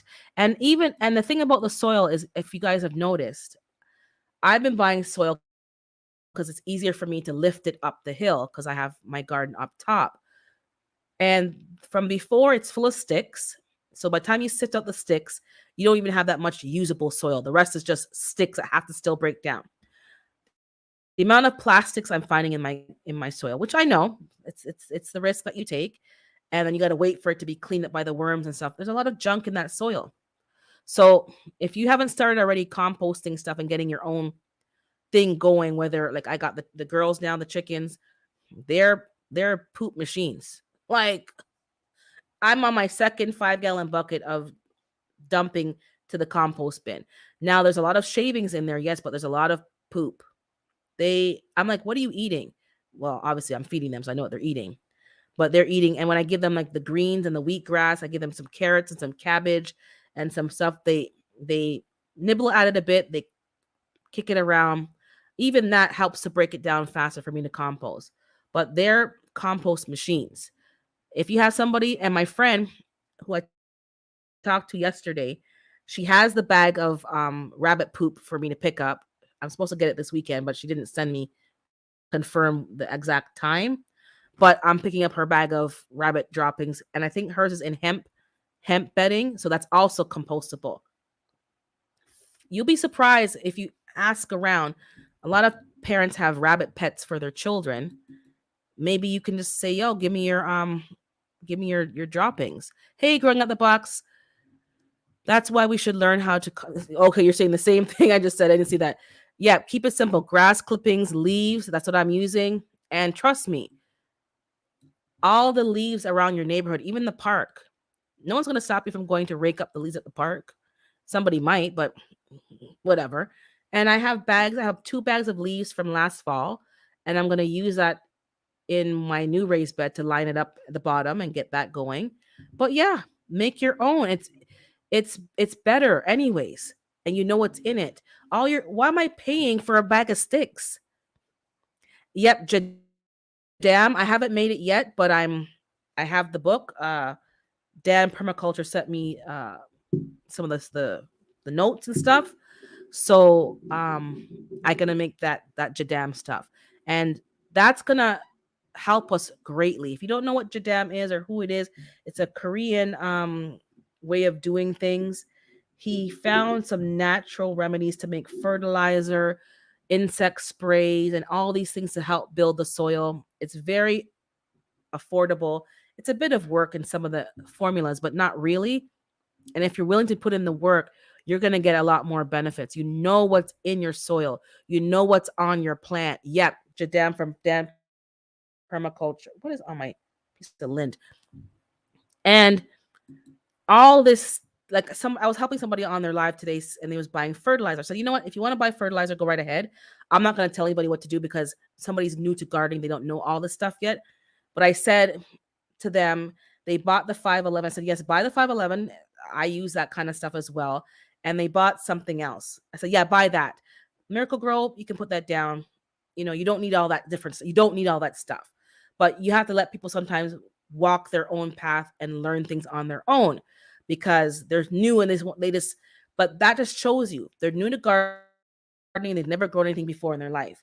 And the first thing that's on their mind is fertilizer, fertilizer, fertilizer, because that's the message that's been drilled into our heads. So people who don't even grow food have it in their minds that they have to buy and must rely on commercial fertilizer. And that is the biggest lie. You don't need you need to fertilize and you need to feed your plants and your soil, but that does not equal fertilizer from a package on the shelf. No. You can take your kitchen scraps and you can make your own compost tea. You can chop and drop. You can compost in place, leaves, all that stuff breaks down. You can make them sit in the plastic bags and mold in the bags over winter, and then all kind of stuff. Hey, Cassandra, good morning. You need to, Berkeley 18-day compost. I don't think hold on. Let me get my little paper and write that down. That does not, I haven't heard of that. So let me write this down on my to-do to look up. Hold on. Berkeley 18-day compost. Okay, I'll look that up. You don't need all that stuff at all. So that just shows you the power of, I don't know, subliminal messaging. I don't know what it is, but we all seem to think that you need to go and buy No, you don't. What I am using this year, which I also saw Growing Up the Box mention, and other people have mentioned it, alfalfa pellets, because I'm using them to feed the girls anyways. And that can also go directly in the pots, like crumble them up, and I can make a liquid tea with that as well. That's a natural plant. I don't need to, bone, blood. Now, I'm not against bone meal, blood meal, and all these things. I've never used it. I never was told about it. My parents never used those things either. So it's not something that I've relied on. But if I was raising my own meat and I was getting them dispatched and I raise it from beginning to end, I would use every part of that animal that I raised. So if you're using blood meal and bone meal in that context, nothing's wrong with that. But most of us are going to the store and buying it from the shelf. That you don't know what's in it, what they were fed, GMO, what they were injected with. You don't know any of that. And it may say organic and they may be telling the truth, but maybe not. Maybe it's organic from a certain stage, because again, labeling and wording is very trickified, and it could be qualified to say organic, but when you check all the stages, there are some inorganic things that were added. Yeah, compost, compost, compost, compost. If your gardening is not closed loop, circle, cycle kind of thing, then you're you need to reevaluate your gardening. Not This is no shade, no disrespect. It's just you need to be composting your kitchen scrap. Everything should be able to stay in your property for the most part. Not everything, but my kitchen scraps go into the pile at the back. My meat and my bones do not, because I don't want to attract any more animals. But I let it break down and go back into the same soil to feed me again. The leaves, everything should be a bit more worms and worm casting. Some of you are doing worm vermiculture. That's next on my list. There's no reason you have to go outside to the store and buy anything. If they didn't have it to sell you, what would you do? You would have to find another solution. But because we're so used to us being given the solutions, we're forgetting how to think for ourselves. I have a neighbor who has rabbits and they're giving me rabbit poop. Yep, take it. You can use rabbit poop right away. My chicken poop has to compost for at least a year. I'm thankful for it because I know exactly what it's going to do for my garden. But that's why I got my friend to give me her rabbit poop. I don't have to wait. And that's very important. And most rabbit feed is basically just greens and lettuce. She gives them lettuce, cabbage. Very, very vegetable diet. I just got my first rabbit. Oh, I saw that, Star. You got sucked in. Yep, and you get the exactly rabbit poop. Don't think that you're missing out because I can't go to the box store and buy this and that and that. You don't need it. If you want to use it, that's fine. I'm not knocking anybody. I use some things that I already have here that I bought by the big bottle. So if I use it, I'm not mad at myself, but I'm not going to be buying it again. I'm not repurchasing it. I'm not buying those things again. I know I don't need it, but I will finish you. And I'm not going to give it away. I'm just going to use it and I'm going to experiment. I'll use the Miracle Grow in the one okra and the other one will just be straight, alfalfa. And you can kind of experiment so you can learn for yourself what is going to work and that it does work. The leaves and the stuff work fine. Compost, yep, compost everything. Now that I have the girls, I used to throw my bread out, my bread ends that it's tough, to the city garbage. I mince that up, chop them up. I put a little bit of water on there and a little quote unquote gravy and put it on there. At first they're like, what the hell is this? But it has flax seeds and other stuff in the bread. And they just nibble at it. They throw it on the ground because chickens are so vulgar. And they'll step on it and they'll pick at it throughout the day. And then they'll eat that. And then they eat less food, less of the store-bought feed. Hey, Nikki. I don't think I saw you earlier. And if you eat seafood, don't throw the shell. Yep, I have a fish head in my fridge right now. I had fried fish for Easter. That's very Caribbean. But I have the fish head. And I think I might just give the whole head to the girls and let them pick off at it and then put it in the bury it somewhere. Hey, Miss Ellen Pankey. Good morning to you. But I compost in place and make super juice from what I collect on my exactly. I think most of us in the last from when we started gardening originally to now, I think most of us have grown leaps and bounds and we've simplified. We don't need all that stuff. You have to maybe buy some barrels to hold the water and hold, but you don't need all that stuff. Once you have some good quality seeds and some dirt, not even soil, just dirt, you don't need all that stuff. Save your shrimp shells. Yep. And make your own fish, your what do you call it? Liquid fish fertilizer. That's all you need to do. Let's continue to improve our gardening and be productive. Now, today's a rainy day. I have some rain catchment, but very minimal. And I've been trying to get that really vamped up. I need to make sure I have a rain catchment. And I'm encouraging anybody here on live or on the replay, get your rain catchment. Get your buckets, your barrels, if you can afford or you have room for IBC tote, whatever you have room for. I'm encouraging you to get those things. We already see a lot of areas have mentioned they're having drought sometimes. Some areas are known for drought because of where they are, but you don't know what's happening with the weather. I know that there's a lot of stuff being influenced and being tampered with, allegedly. But you don't have to wait for it to hit you or wait for a dry spell. Right now, it's very rainy, and there's most places have a rainy season, spring.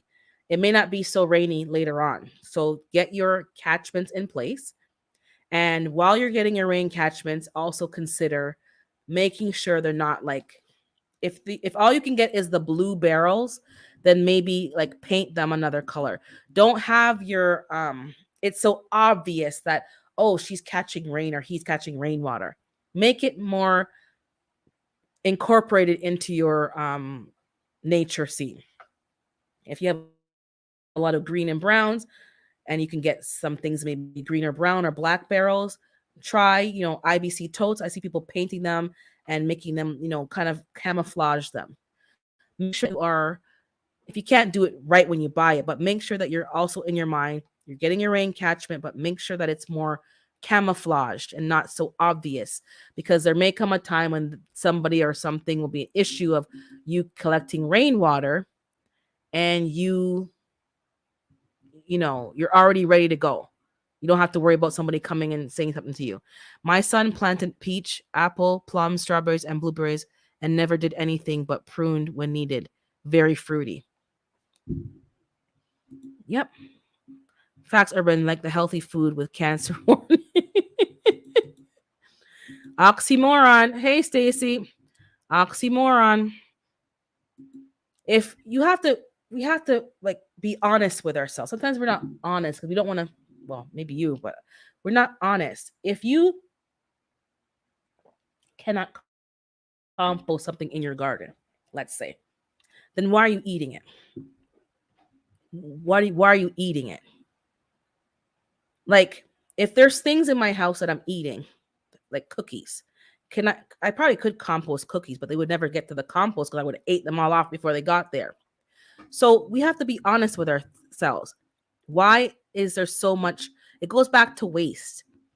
And the food that I am wasting, at least I can give to my chickens. But I need to decrease the amount of waste. There's an amount of waste that's excessive.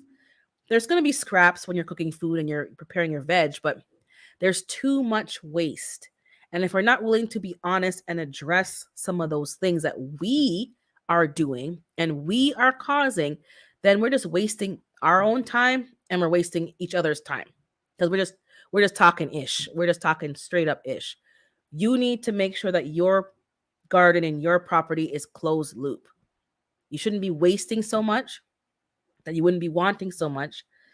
Compost what you need to compost, and everything would just be a closed loop.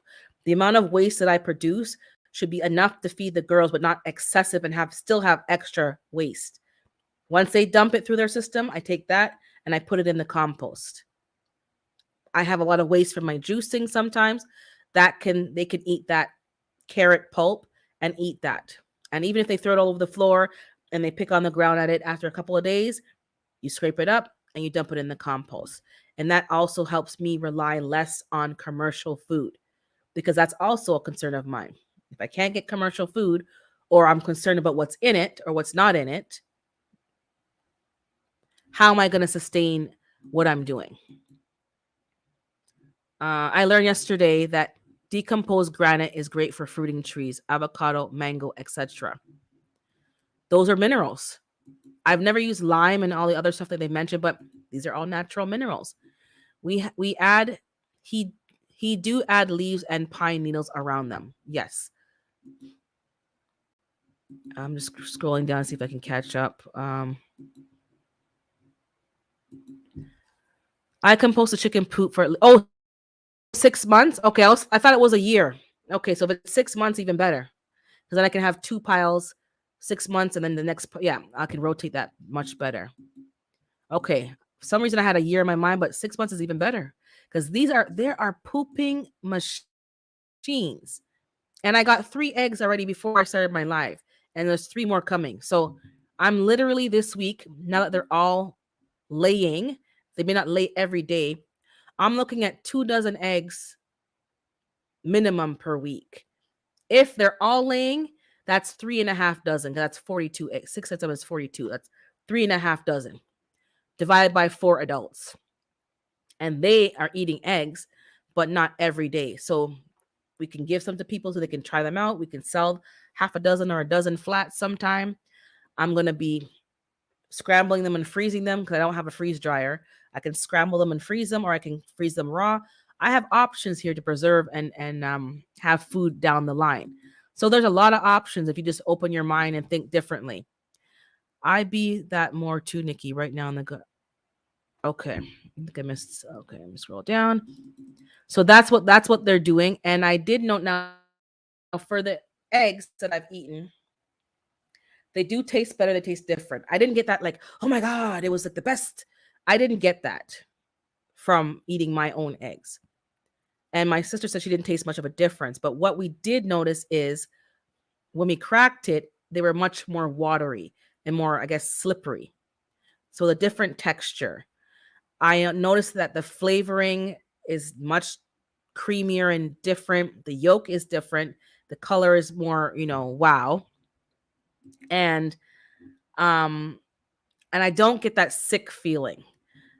Later on, when I became more of an adult, I used to eat eggs often, and all of a sudden, they would make me sick. I would eat the last spoonful, and as soon as I saw the last spoonful, you got that watery feeling in your mouth. You're like, oh, you know what's happening next.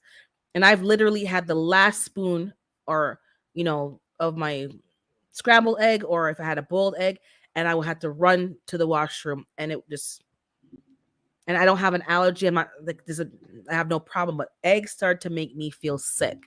So I don't know what happened, but something changed with the eggs. Oh, water from the fish tank. Exactly. If you have a fish tank, excellent, excellent. Exactly. And I haven't boiled the eggs yet because that's the real test. If I have a boiled egg and I could put on an English muffin and whatever, if I get sick, then I know.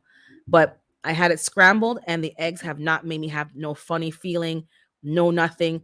People are afraid of maybe eating eggs that are not pasteurized or like straight from their butt. I don't wash them. They're on the counter unwashed because they could stay on the counter for several weeks. We wash them before we use them, but I don't wash them. So some of them are clean, some of them are a bit dirty because two of them laid in the run yesterday.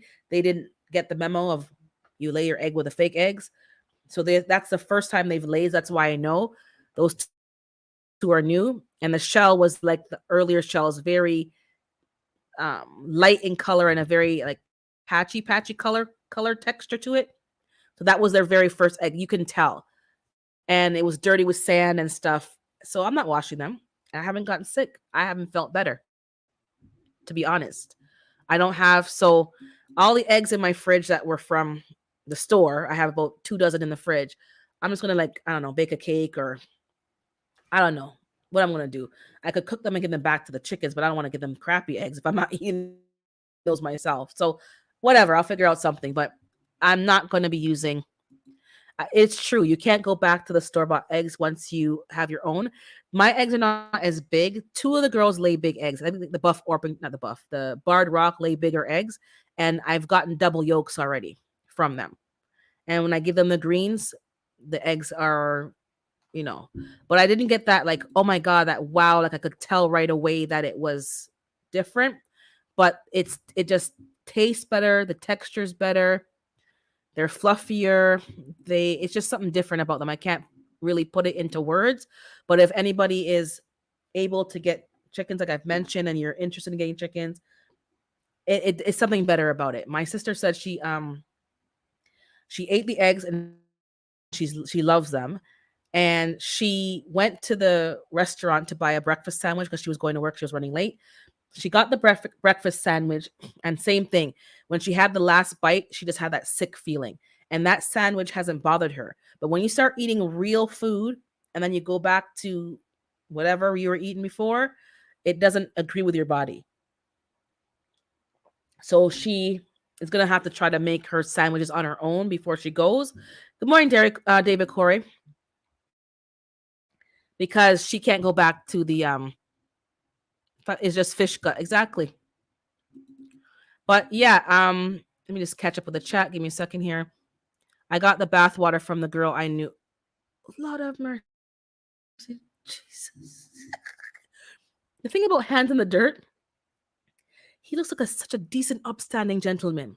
And then he surprises you with these underhanded comments. Same with OCD's chick. Like they just look so goody two shoes, but then they surprise you with these, these low down comments.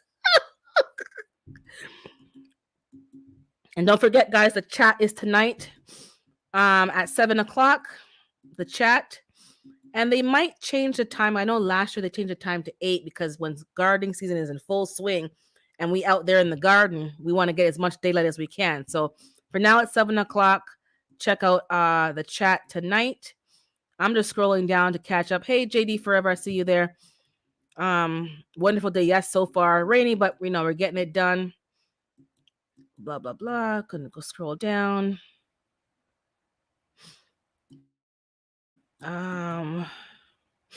So Dave's saying pine takes forever to break down. Yes, you need to be more aware of how long things take to break down because it does affect. I know for me, my raised beds, it does affect it.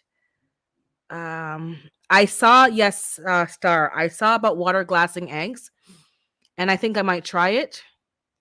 Obviously, not with the dirty eggs, but with the clean. Yeah, I want to try that because I want to know how to preserve my food and get more out of it. So freezing some, yes, but I'm gonna water glass. I saw quite a few people water glassing them and in batches so that in case one kind of went left, making sure they don't crack and being gentle with it, date them so that when you water glass them. I think you can get up to a year and a half of life from water glassing eggs. So throw it up. Oh, the egg. Oh, you're saying, I think David, you're saying if it makes you sick, just let it come out. I think that's what you're saying. Let me see. I'm just trying to catch up here. I got like that once and I was very sad because I love eggs, but then I'm back to loving them again. My body told me to take a break, I think, and I had to change what I bought. I had to start buying pasture. I don't, mind you, I don't know if they're really pasture, but I did try them and I stopped boiling my eggs. I love the boiled egg. I had to start scrambling them so that when I scramble them, I could put some salt, little garlic, something in it. So it wasn't just the egg. And that helped me as well. But I love me a boiled egg and I haven't had them as often because I'm afraid. I had them a few times this month, but when you get that signal in your brain, like, oh, you better stop. I get fresh eggs from neighbor's chickens. He does not feed them commercial feed, only charges me $5. Oh, that's $5 a dozen. That's an excellent price. And what does he feed them? You need to share that, Miss Ellen Pankey, because I know there's a great debate about, what to feed and not to feed them. I do have a whole bunch of old beans that, as I mentioned a few weeks back, that we had in this bin for like Y2K. I don't know how long those beans have been there, but there's weebles and stuff. I'm gonna cook them and give them to the girls. Mix mash or something, and give it to them to eat. Nothing wrong with the beans otherwise, but it's just that they had weebles, so that's of no use to us. Well, we honestly, we've back in Jamaica, we've eaten some stuff that so you would rinse off the beans and you would let the weebles float to the top, and then you would just throw that off. And we've had to eat food that may have not been you all wouldn't eat, but we didn't have any else to eat, so we ate it. I don't have to eat it, so I'm going to give it to the girls. But if I had to eat it, I'm going to eat it. Let me tell you. Some of y'all don't want, like, that when the rice goes rancid, we just wash it off 3-4 times. You wash off the rice good. And then you cook it down. You put some broth in it and you season up the rice. And that rice does not taste any kind of way. Let me tell you. And let me see what Erica's saying here. Real Deal puts mineral oil on his eggs so that they would last. Okay. I do watch his channel, so I'll check it out. I'm not sure. He's gonna have to share that. Maybe that's a trick. I'm gonna have to figure that out. Oh, the internet did something again. I don't know what's going on, guys. Got a $4 omelet maker on Amazon. An omelet maker? You mean that breakfast sandwich thing that you make and you makes the egg, it toasts the buns, the things for you? Okay, I think I'm caught up for the most part. Yes, pine takes a long time to break down, but it's good. It's good. And pine needles, real true. Now again, this is not medical advice, but from what I heard, the people them said pine needles are very good to make a tincture for your immune system. Do your own research, check it out for yourself. This is not medical advice, but if you have a lot of pine trees, baking soda is cheaper than mineral oil. Okay, so some of y'all have some ways to preserve the eggs, so you got to figure that out. Okay, no problem, Stacy. Get in the garden. I'm gonna be not out there. It's raining over here, but I'll see you later on the chat. Um, yeah, but the pines can be used for other things. I know people make pine needle tea. Do your research, and you may find that you can use it for other things that are beneficial. And baking soda, I'm not sure how you all use a baking soda. Maybe you use that's maybe water glassing. I don't know. Y'all have some good ideas. I'm learning them as I go because the eggs are coming. When they come, when they're especially now they're young, I'm going to be getting a lot of eggs. I'm already thinking about what's going to happen when they slow down in a year or two. And I don't have the space to keep having them here. They're not laying eggs, to be perfectly honest. So I'm already thinking about that. So hopefully I've moved from here by then, and I pray that that works out. Then I can keep them all, even the ones that are not laying. But if I'm in a small location, I'm going to have to get them dispatched. I'm not going to do it myself because they're my pets. So that's not going to work. But they're going to have to go to glory. Okay, no problem, David. See you later. We'll see you probably in the chat. And I think it's time for me to go too. I've been on for about an hour and a bit. But hey, Tree Rogi, you always come at near the end. Don't wait, cut them down and make a bonfire. And then I think Stardust makes a tincture.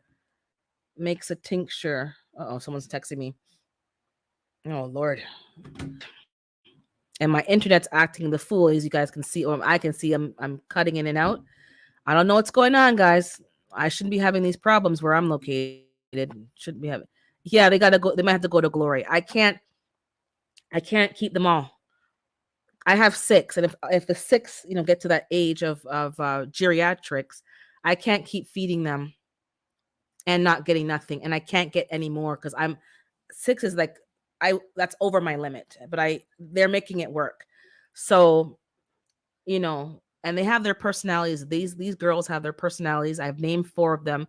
The other two, I don't know, they're twins, so it's like I can't call them Georgia and Wheezy because they're both girls, but maybe Georgia and Wheezy. Thelma and Louise. I was thinking of Felicia. I don't know. I'm just thinking of names, but nothing stuck with those two. But they're very bullyish too, so I don't really like them. So it's gonna be like Cruella and some mean name because they're kind of mean. But when you have them alone one on one and you pet them, and I made sure I pet them and I push them down to let them know who's boss. So they right away when they go down because they know. Yeah, when they stop laying, process them. But I gotta figure out who's laying and who's not laying, and tell whose eggs are what. That's the only what I'm learning. Which who's doing what eggs, and yeah. But yeah, they got. Hopefully, I'm in a bigger place by then, and they can all just stay and live out their best life. But probably not because if they pass on their own, you're not going to eat them. You're going to have to bury them, which is fine. But yeah, we're living and we're learning, guys. But to wrap it all up, oh yeah, my general announcement: if you're not subscribed, please subscribe. Those in the bushes. These numbers be acting the fool. If you are subscribed, make sure that you're still subscribed because again, these numbers be acting all kind of crazy, and like they're up and down and more down than up. So it doesn't make any sense. So make sure if you subscribed that you still are subscribed. If you're in the bushes, please subscribe and stop being in the bushes and subscribe, like the videos and comment. Um, Also, again, to wrap it up, if you don't have chickens and you do have room for them, you do have room for them. Don't get things and you don't because they're living things. So don't, you know, if you don't have room, but if you can get them, I highly do recommend them. Now that I've said it before, I had them, but now I actually have them. They don't take that much maintenance. I just choose, and yes, type hashtag urban now that I'm closing up to drop your links. I have to clean it more often because I have too many in the coop, and it's not fair to have them in these nasty conditions. If you have the proper room and the right amount for the coop, you won't have to clean as much as I'm cleaning. So don't think that that's going to be your experience. But all you need is three maximum. You really don't need more than three because the amount of poop that these girls are giving me is ridiculous. The kitchen scraps and the eggs. I highly recommend it. People say that that's the gateway to homesteading, and really and truly it is. They don't take that much time. If you have the feeder and the water, the big ones, that can last for several days. If you want to put a camera there to kind of watch them, you don't have to, but I'm there kind of building a bond with them, but it's really low maintenance. If you don't have the room for chickens, but you maybe can handle quail, quail is also, I'm hearing, very good. I will be looking into that seriously sooner than later. And to get quail, the eggs are much smaller, yes, but you can have a male there because they're very quiet, and you can be hatching them out for meat. Yes, they're not big birds, but it's better to eat that than nothing. And at least you know what's in it versus what you're getting in the store. So you weigh the pros and cons, but for me, there's more pros and cons. If you think they're too small, then eat two of them instead of one. And really think about it. Quail is a very good option, and you don't have to, you can eat the eggs, they're smaller, but you can breed your own quail. That's what's very good about the quail. Here I can't have a rooster, so that's not going to be an option, but quail definitely will be coming to an urban backyard soon. Also, if you haven't dropped your seeds, start dropping your seeds. It's not too late to drop seeds no matter what zone you're in. I'm still dropping seeds. It's soon going to be time to start my melons, my zucchinis, and all that kind of stuff. Eat, yeah, eat if they're too small. Continue your health journey. A lot of people are talking about, health. Take it seriously. It's not about being vegan or plant-based or eating meat. It's about the quality of the food that you're consuming. And in every category, we could all make improvements. If most of your food is coming from the conventional stores, let's rethink that and get direct consumer to farmer connections and get to know your local farmers and how they're growing, what they're feeding, what they believe in terms of injections with the animals and all these kind of stuff that are coming down the pike. Build those relationships now. It may cost you a bit more, but you will find the benefits outweigh the cost, and you might end up eating less because when your food has all the nutrients in it, you will be satiated for longer. Kentucky fried, whatever, Kentucky fried, brown stew, grill, barbie fry, all kind of stuff. Give it a try. You may find that you like it, and you will find out that it's not as much maintenance as you think. Also, rest in peace, our family cat. We had to put her down this week. She was severely declined, so she's gone to cat heaven, and she went peacefully. So rest in peace to the family cat. And be kind to yourself, be kind to others, and just be patient. Growth takes time to grow. It takes time to, push out of that old skin and that old shell, but just take your time. Doctor bill, yes, doctor bills are expensive. Put your money right now into your produce. You're not going to get the best soil from the stores, but get what you have to buy to get your beds ready to go, and nature will clean them out for you. So don't worry about getting everything perfect. It will happen in the right way, but put in the effort. Get your seeds in the ground in your hydroponics. Get it going. Grow with by any means. Grow some food and get it done. Someone recently put out a video about seeds we can drop even when they're still. Yeah, I watched. Those are the seeds I watched. Those are the guys. Mi Gardner always says that. Somebody else. There's a lot of seeds that you can drop in a cold climate before your last frost. Spinach, mustard greens, any of your brassicas, because they know when to germinate. Um, Sorrel, not Jamaican sorrel, the other sorrel, the green one. I'm gonna drop my beans and you certainly can drop your carrots, all your carrots, rutabagas, turnips, you can drop those. They will come up when it's time and they will be fine. And that's less maintenance for you because they will take care of themselves. Just keep them moist and there you go. All right, guys. So drop your hashtag urban to drop your link in the chat. Oh, hey, Willie. Hydroponics is going very well. My WIG, which is over, and the winner is announced, Miss Ellen won. But I have 2 more videos to come out because I just haven't got the editing. Like, it's been mad busy here getting actual real stuff done, planting, dropping seeds, getting my seed pods planted for the outdoor garden inside, getting stuff done. So I have 2 more videos for that about the whole aphid and the whole problem I had, but it's going well. All of those have matured, so I had to take them out. I fed them to the chickens and I'm dropped new seeds. So I'm dropping some new lettuces. I think I'm planting a gem lettuce for the first time, more endive because that was eaten up by the aphids. And the herbs are going well. I had to drop more parsley.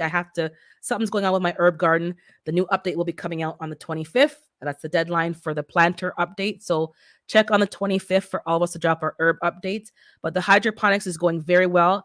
I had a salad already. There's one going to be happening tomorrow. My romaine lettuce. I'm not a fan of it, but in the hydroponics, it does very well and it grows very quickly. The romaine and the Paris Island lettuce. Those are doing very well. The new lettuce, the gem, didn't germinate just yet, but I'm finding it going very well. So I'm loving it. If you don't have hydroponics or you're thinking about it and you just want a few greens in your house to start off, definitely try. Hey, African. Oh, hold on. Let me see here. Yep, hunting is. And before I forget, too, that just reminds me. But let me get a drink. Give me 1 second to get up because now I'm going to go on for about 5 more minutes. But 1 second, be right back.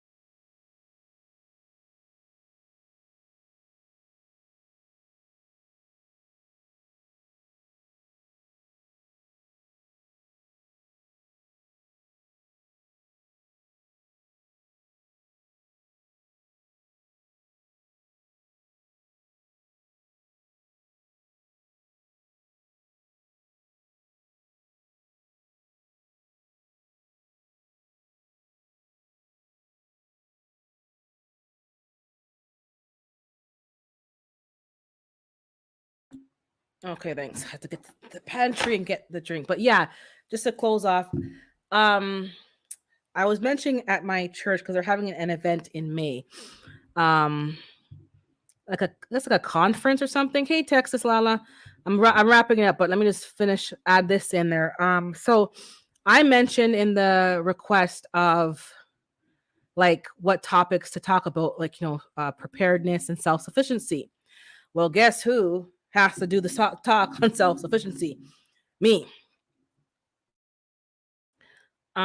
It's cold and rainy right now, African. So it's a rainy day, but I'm gonna drop some seeds because carrots and stuff that can plant now and like the cool damp to germinate, I'm gonna use this to my advantage. So I will be still dropping some seeds, even though it's cold and wet, but that is good. So I have to speak on preparedness. So You mentioned hunting, yes. So they mentioned that in the topics, but it got me thinking because some people want all these elaborate solutions and all these, like, it sounds great, but you have to build the skills. And I touched on that today, but not really fully. But we need to have the skills set to do the half the stuff that we're expecting or people want to talk about. So I'll be talking about that on the end of May.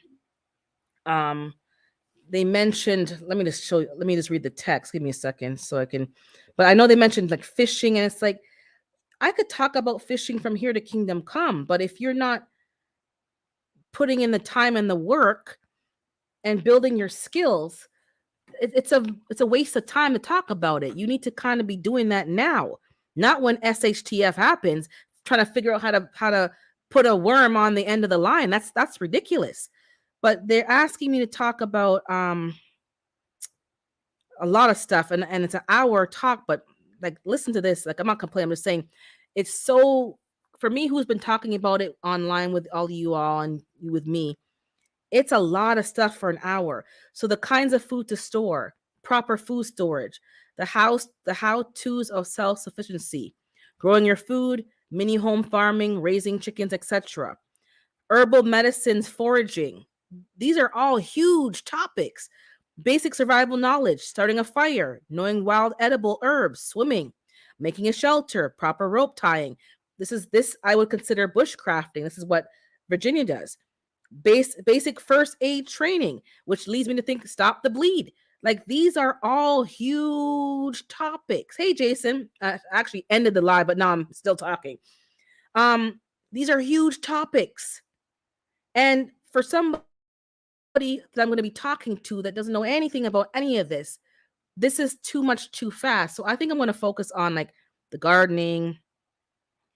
And it got me thinking, like, foraging is a huge, you can't just say I'm going to go start foraging when SHTF happens. You need to know which plants are safe, which ones are not safe, which ones look like other plants, and you can easily confuse them, which is why I'll never get mushrooms from the wild, because that's very dangerous. These are all huge topics. And if you're not taking this time to build your skills, I don't know what to tell you. I'm having lychee now. You have to build your skills. Now's the time. And because we're so disconnected from nature, this is again part of the problem. We don't know how to fish. We don't know how to hunt. Can any of you, if you did not have a freedom seed dispenser, pew pew, can you hunt without it? Or are we totally reliant on the new way of doing things? That's one question we have to ask. I'm screwed either way. I need to learn how to aim properly and use it to, and to track, to track an animal. Do you know how to be not, have your scent caught by the animal? I remember Hands in the Dirt mentioned that. There's a whole process. Deers have a high sense of smell. They can smell you way off. There's skills that you need to learn. You're not going to learn it by talking about it. A lot of what I learned this last year being on this platform, and what I learned was helpful, but what cemented what I've learned is actually doing it. You can know how to do something, you can know about something, which is very good because knowledge is power. But when you actually experience it for yourself, like I did a lot of research on the chickens before I got the chickens. I've been researching chickens till I'm just been chickened out. And now that I have them, it makes a lot of sense. Even the whole pecking order, and that the pecking order sometimes shifts, and who was in the middle is now like all of these things make more sense because I have hands-on experience. Also learn how to make beer, wine, and exactly. How many of us know how to make wine? A lot of people have done videos on winemaking, and they have said they don't get a lot of views on the videos. People want to learn how to do it, but when they do the video on how to do it, nobody's watching the video. You're going to have to, even distilling stuff. The whole point is we can't each know how to do everything, which is why we need to have a community. I can't do all of the list of things that they've asked me to talk about. I should have some knowledge on everything, jack of all trades, master of some. You can't master, well, maybe some people can, but I certainly can't master all of it. And on this list right now, if I was in a group or being invited to a group, you're talking to somebody who knows how to raise chickens. Even though I'm new, I have the material, the equipment, the knowledge, and I'm doing it. I have a garden. I'm doing hydroponics. Food storage, I'm okay at. Herbal medicines, I'm pretty good at. Foraging, non-existent right now. Starting a fire, if I had the right equipment, but don't give me no two sticks and whatever. That's not gonna happen. Swimming, I can tread water for a long time, so I can survive enough for at least an hour, and that was then. So maybe now not so much. Tying a rope, I could do maybe 2 knots, and that's about it. First aid, I have this training. Stop the bleed, nope, don't have that. Edible herbs, not really. Hunting, I can catch small game, even though I don't have no training. I can catch, not a squirrel though, but small game. So there's some things on here that make me an attribute, but we can't do everything. And sidebar, and I'm really gonna close out because I got to go. Um, my friend sent me a list, ingredient list of something. I don't even know what the product is, but it says on the label, ingredients derived from a bioengineered source. So we're talking about this before, but definitely it's already here. The labeling and the labeling industry, you need to know what people are allowed to put on the labels in your specific country because it's very trickified. They can get away with saying certain things and making certain statements that are basically blatantly untrue or true, but unless you know what the label laws are, you think that they have, whoops, sorry, you think that they can't lie about stuff like that. It's not really a lie. It's bending the truth. There's fine lines with stuff. Somebody was actually arguing on a live and saying, "Oh, they can't put those things in food. They're not allowed." I don't know what rock she crawled from under and how naive she is. There are things in your food. They've it's in your food. And the label is very misleading. They don't have to declare it. They're leaving the work up to you to look up what the bioengineered stuff is and where these stuff is coming from. They use certain words and it actually means insects. Like you need to do that research yourself. They're not going to tell you. They're not going to tell you. But there are items I keep on my person all the time. Simple survival tools. Yes, I have a simple survival knife. Matches I'm keeping. I have a knife allegedly and an axe allegedly in the car. You never know. You have to, chop some wood and start a fire somewhere or conk somebody in their head allegedly. But I have that on me. I'm not supposed to, but I really at this point, you might need it to open a box from Amazon. I have stuff on my persons in my car.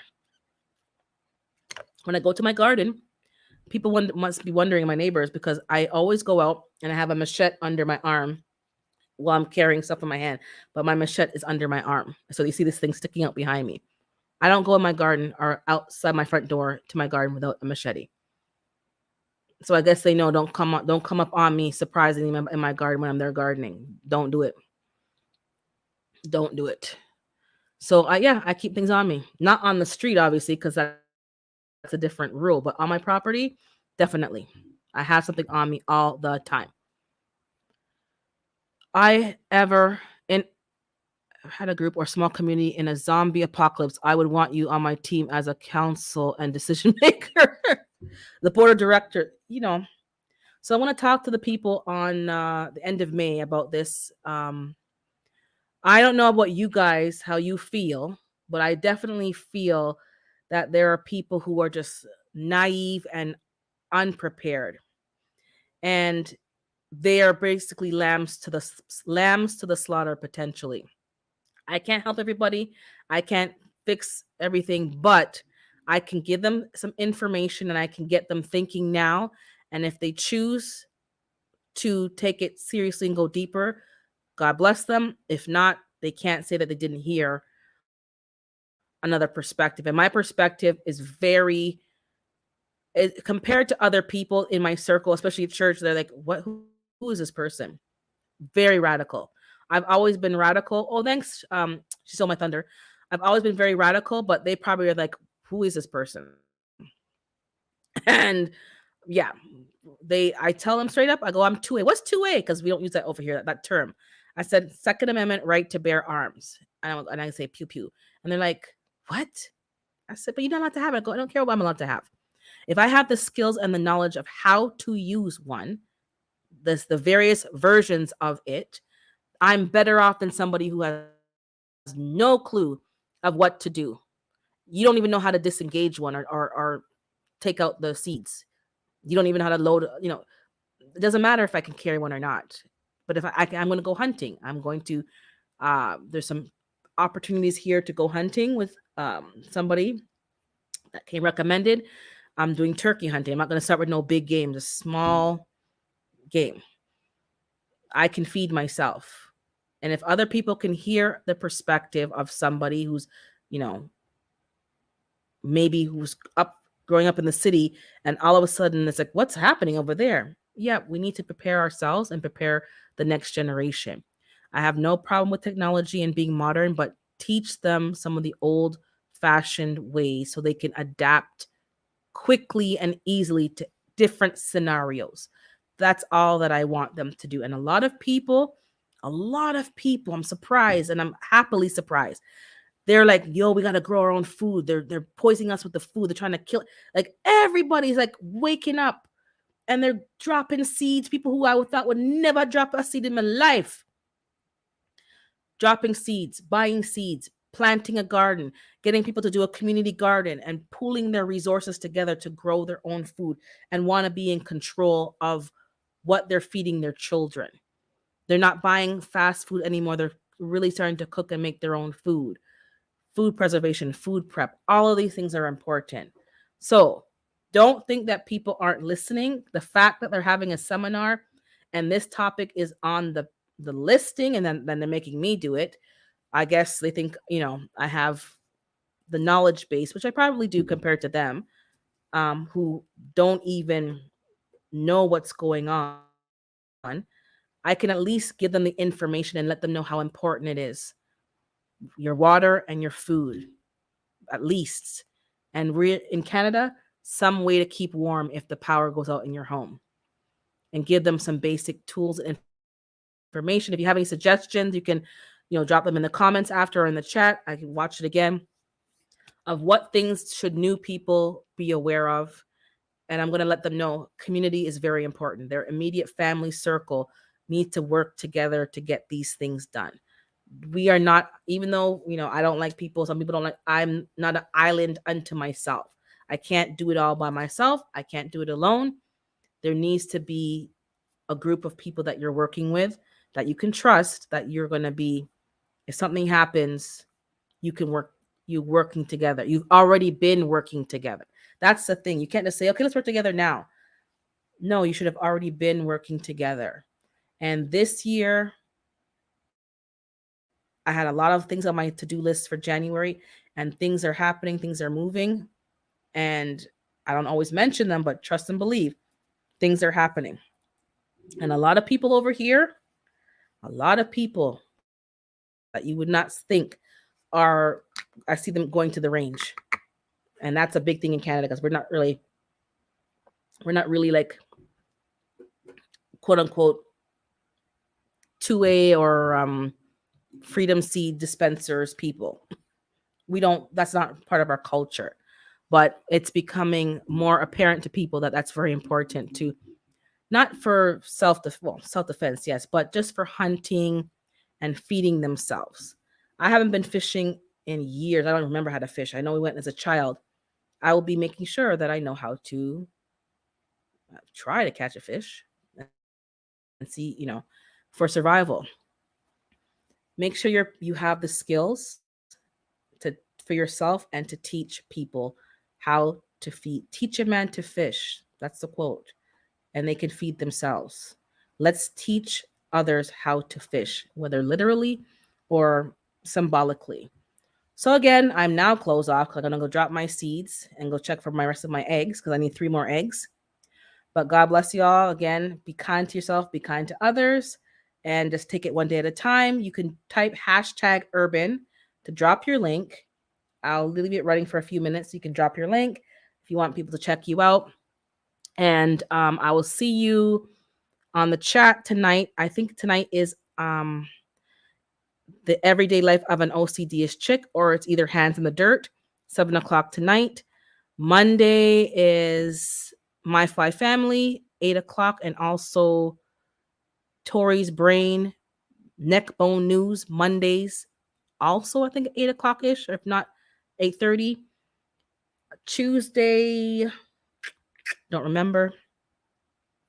Wednesday, Erica My Fly Family at 6, and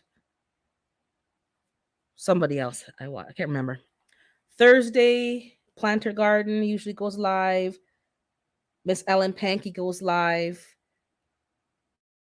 OG goes live. Fridays, Friday Night Fire, as well as Frugal Fridays at 6 o'clock on Gina versus Gina. Yeah, so 7 p.m. Hands in the Dirt tonight, the chat. Wednesdays, Wind Down Wednesdays at 8 o'clock, as well as I'm sometimes usually an RGG, Regular Gun Guy, on Wednesday night, and I'm all over the place. All over the place. But that's what's going on this week. Make sure you're supporting each other's videos, especially for the herb garden challenge that's going to be updated on the 25th. And I will see you when I see you. All right. Peace out.